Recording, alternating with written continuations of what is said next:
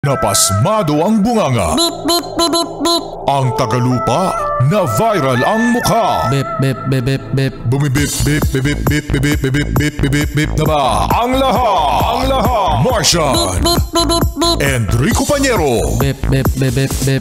Beep, beep, beep, Bip, bip, bip, bip, bip. Bip, bip, bip, bip, bip. Titilaok. Titilaok. Beep, beep, beep, beep, beep. Ito na ang 101.1 Yes FM Balitang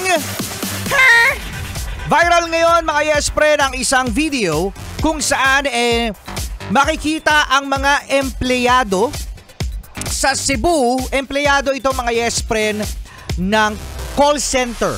Yan, mga call center agent ang nakuhanan ng mga video na sila ay hindi makalabas sa building habang lumilindol mga Yes Friend, nang lumindol ng 6.9 magnitude sa Cebu noong Martes, September 30. So ngayon mga Yes Friend, ang call center kasi Martian, usually, o mostly, ang mga customer nito ay sa ibang bansa. So, gabi yun gabi yun nangyaring lindol sa Cebu. So, ang customer nila, maaaring sa Amerika, maaaring sa Europe, umaga doon. Kaya, office hours. Ngayon, hindi pinayagan ang mga empleyado na umuwi na sa kanilang bahay right after the earthquake. Kaya ang lakas ng lindol, Martian. Oo nga, grabe yung yanig. Oo, grabe yung yanig. Pinababalik ng kumpanya nitong BPO industry yung mga empleyado na, oy, balik kayo kasi ang daming tawag, ang daming naka-queue. Ang daming nakapilang mga customer, kailangan yung sagutin sa tawag. So ngayon, syempre natatakot yung mga empleyado, yung mga call center agent. Kasi right after mga Yes Friend ng malakas sa lindol, may mga aftershock yan. Kahapon nga, mayroong aftershock na mga alas 9 ng umaga So, ngayon ay nirereklamo itong BPO company na ito sa Cebu Department of Labor and Employment. So, ngayon mga Yes Friend, yung mga empleyado dyan na nakakakita ng red flag sa mga ganyang mga kumpanya, anong gagawin, Martian? Mag-resign? Hindi sigurado. Mahirap ang buhay ngayon. Oo, mahirap ang buhay ngayon. Pero mas mahirap kapag buhay ang nawala. Diba mga Yes Friend? Safety first.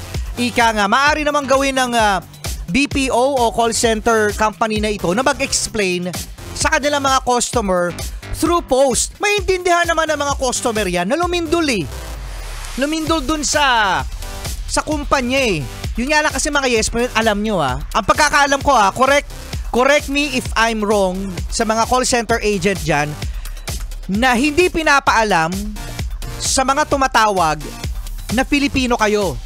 Diba? Hello? Dapat merong accent. Hello there? I'm Martian. How can I serve you? How can I help you? You want water? British accent ang alam ko mga Yes Friend Hindi pinapaalam sa mga customer sa call center na sila ay Pilipino. Oo, kasi maaring sasabihin ng mga customer ng mga Amerikano o kaya naman kung sino mang dayuhan, European, mabasa sabihin, bakit ikaw ang kausap ko? Tagalog.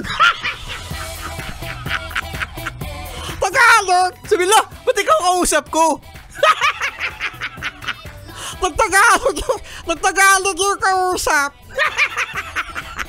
Kaya di ba sa mga call center agent dyan, meron kayong mga code name, meron kayong mga western name. Kunwari ikaw Martian. Ikaw si Martian, di ba? Ako nga si Martian. Ikaw si Martian. Iba yung magiging pangalan mo kapag ikaw ay nag-call center agent.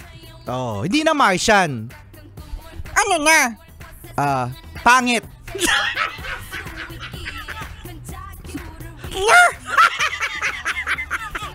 Pangit! Tawa!